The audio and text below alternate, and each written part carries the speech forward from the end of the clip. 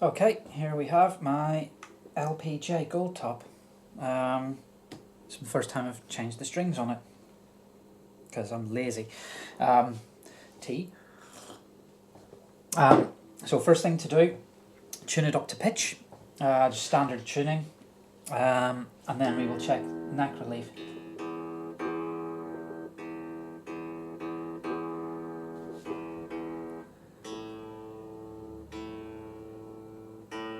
Okay, so first thing we do is check neck relief. Guitar is tuned up to pitch. Put a capo on the first fret, or capo, whatever way you want to say it. I don't know, I'm confused in these matters now. I've always called it capo, but it's probably capo whenever you actually think about it. So yeah, capo on the first, capo on the first fret. And you do that to eliminate the nut, because this is about the curve of the neck. You need a little bit of a curve so you can play the strings without them choking off on upper frets. So hold down the string at, I normally do where the neck meets the body, usually around the 17th fret. Some people do it on the very last fret, some people do it at the 12th fret. But this seems about right to me for some, I don't know why. And then we measure the neck relief at around the 7th or 8th fret. Gibson specs are 0.01 of an inch. Or they say you can use a business card, about the thickness of a business card. Now that fits in under there. Checking at the 9th fret as well, and the 8th. And that fit. There's maybe a little bit of extra bow on this, but I'm not too worried about it.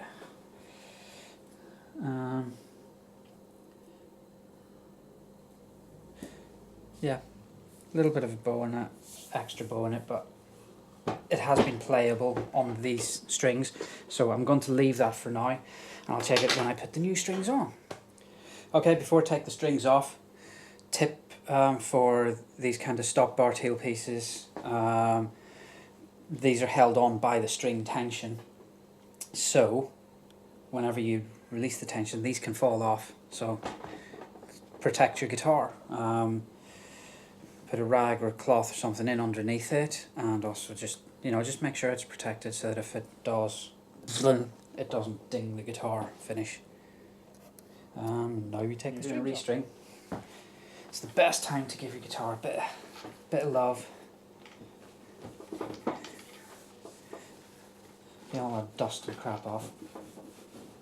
Normally I would also give the guitar a polish about now, but the matte finish that's on these LPJs, I'm not sure how guitar polish would do on them. I don't know if I would do damage to the finish. So I mean, if any of you guys know, have any experience of cleaning these things up, I mean, is it safe to just use normal guitar polish on it, or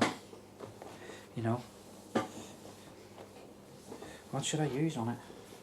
I'd imagine the polish would be okay, wouldn't it?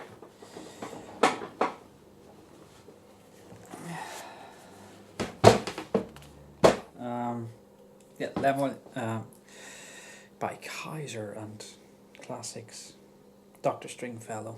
Anyway, it's just the one I use because it's the one they had in the guitar store. So.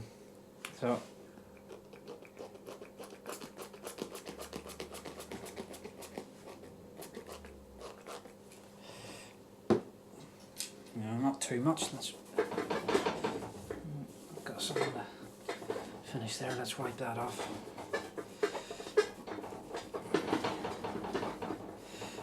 Noisy, unstable table.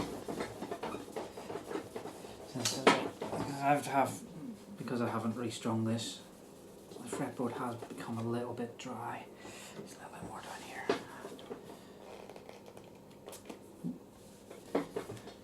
I have been a bit rubbish and not protected my guitar properly, so that lemon has gotten all over everywhere. Anyway. Okay, here are my Rotos 9 to 46 yellows, and they've put some silica gel in there, keep them nice and fresh in foil packaging, which is great. Right, so the strings are colour coded.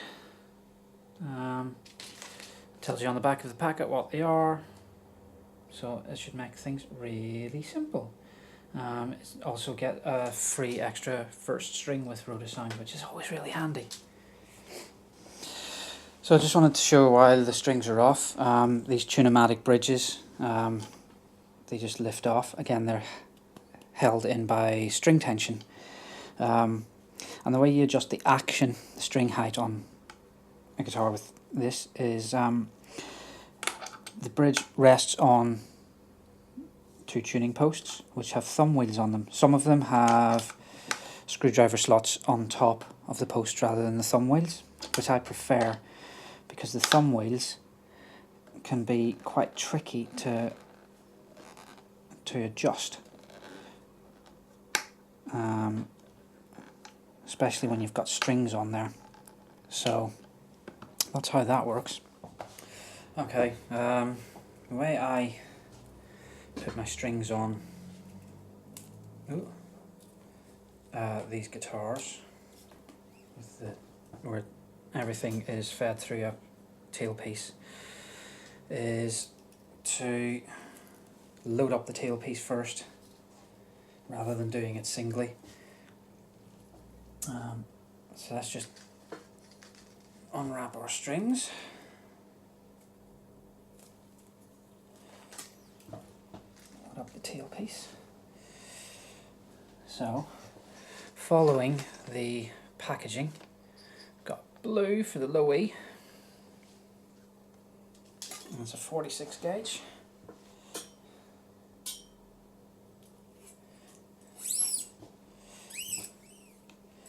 Then we need white for the A string.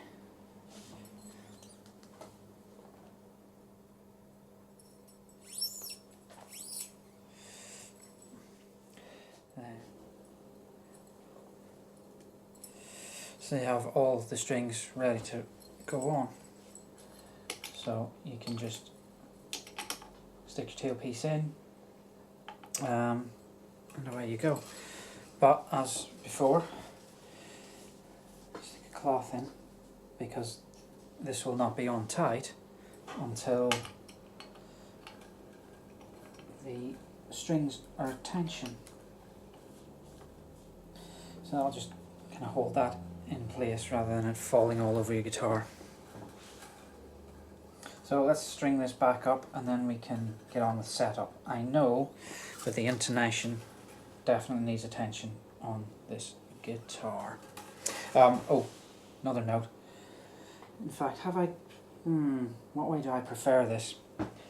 Some people think that you put these bridge pieces on backwards. No, you can put it whatever way you want. It's however you want to access the screws for the intonation. Let's see if we get you. So yeah, so the screws for the intonation. Let's take this off again. These are the screws to adjust your saddles.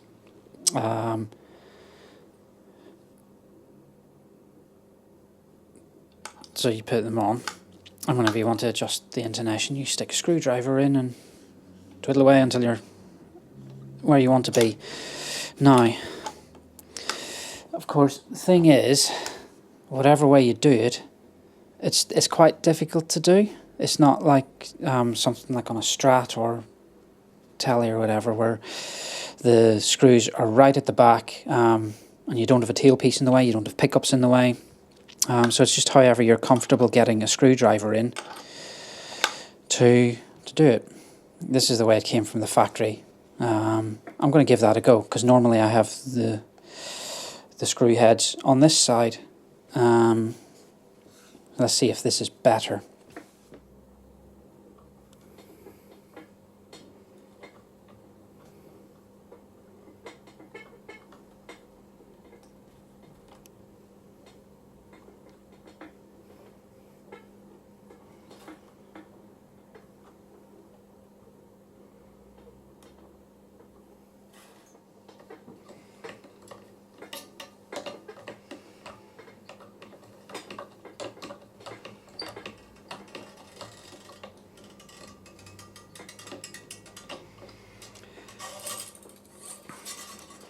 tip whenever you're doing these, whenever you're winding them around, bend the excess string up to stop it snapping when it drags under another string side.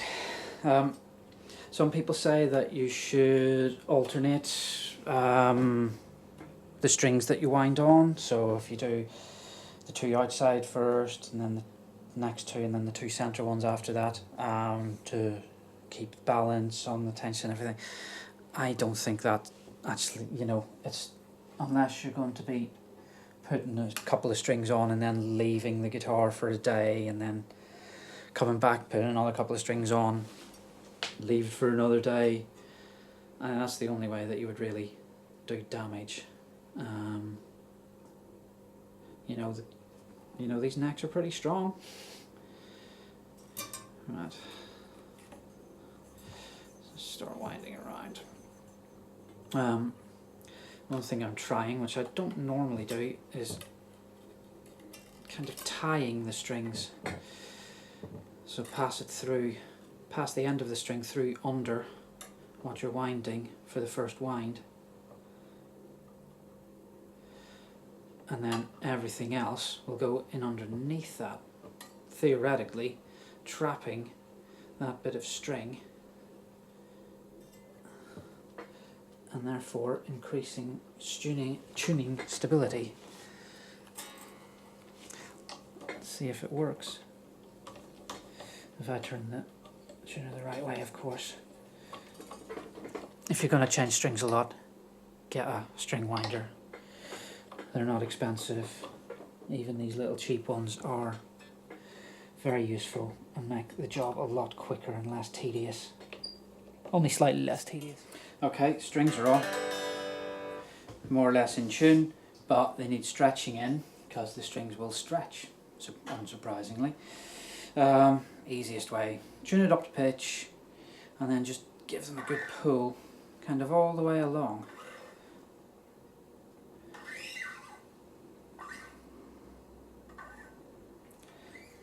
Let's give them all one initial stretch in, and then we'll see how out of tune we are. So then we stretch again. Basically the idea is you stretch and play it until it doesn't go out of tune.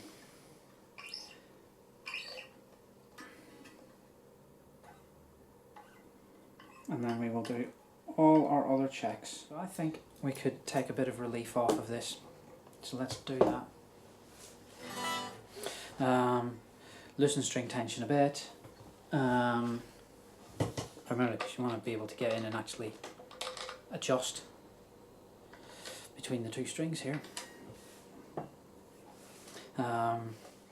Okay, so whenever you're adjusting the truss rod, you have to do it quite carefully. Do quarter or even eighth turns. Make sure you've got the right wrench on it. And yeah, so the rule is lefty loosey, righty tighty. So the truss rod is creating tension to counteract the string tension. So tightening the truss rod puts more tension on that to flatten out the fretboard a bit. I think I'm probably talking bollocks. I'll check this before I edit it and upload it. And then loosening the truss rod relaxes it, which means the string tension takes over and pulls the neck. So we want to tighten the truss rod a little. So lefty loosey, righty tighty whenever you're looking down onto the truss rod. Lefty loosey, righty tighty. So I'm going to tighten up a little bit. So let's go. So that's less than an eighth of, well, about an eighth of a turn. So after you do that, tune up to pitch and measure. Okay, giving me a taken me a couple of goes to get that right, but that slides under just nicely. So check that against the 0.012, which, yeah, just pushes it up a little bit. So I'm happy with that. So let's measure our string height. So Gibson specs, oh, knock the camera, good start. Right, should do this at the 12th fret. Gibson specs say 4/64 on the treble side and 6/64 of an inch on the bass side of a guitar at the 12th fret. And that's just above 6/64s. And on there, oh, and it's way high on the treble side. So now I have to try and do these horrible thumb screws. Okay, because I'm lowering this, I'm not going to loosen the strings off, because see, this is very difficult to actually do these. This is why I much prefer to have the bridge with the screws in the top. So let's check that again for. Still very high. So I am going to loosen off the strings just so that I can screw this down a bit more easily.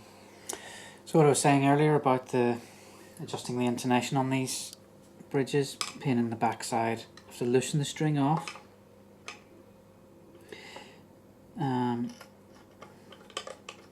Make an adjustment, then tune back up to pitch.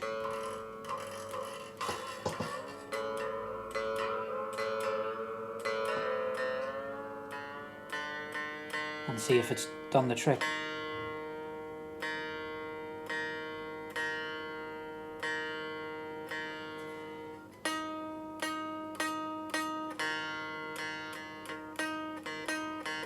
And no, it's not, so I have to go back again.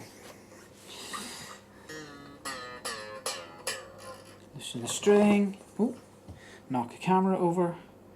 Just pull it off to the side. And make an adjustment, and we're going to make a big adjustment just to make sure it's actually working as it should.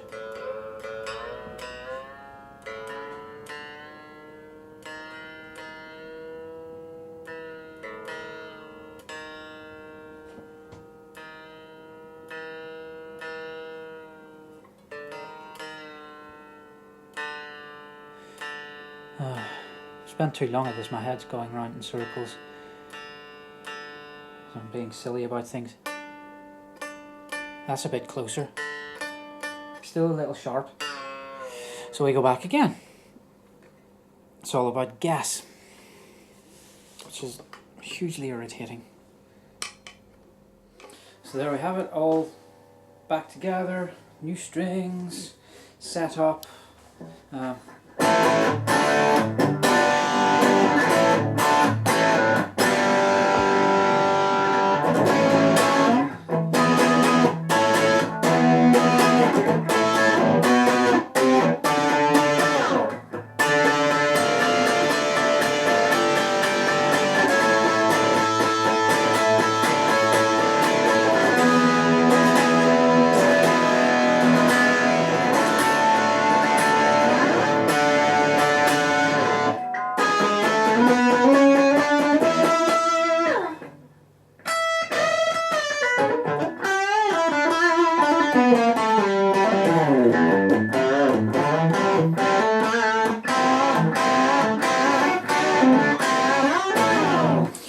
So I will check the neck relief and everything in a day or two, and also the strings are still playing in a bit. So yeah, that's one reason why if you're going to be restringing a guitar before a gig or doing some recording, do it a day or two in advance to give the strings time to play in and stretch. so then you won't be hampered by tuning problems when you're recording or in the middle of a gig. So yeah, hope this has been informative or something. Yeah, I'm sure I'll do a better one of these videos at some point in the future. So see you later. And maybe I'll learn to play before the next one too.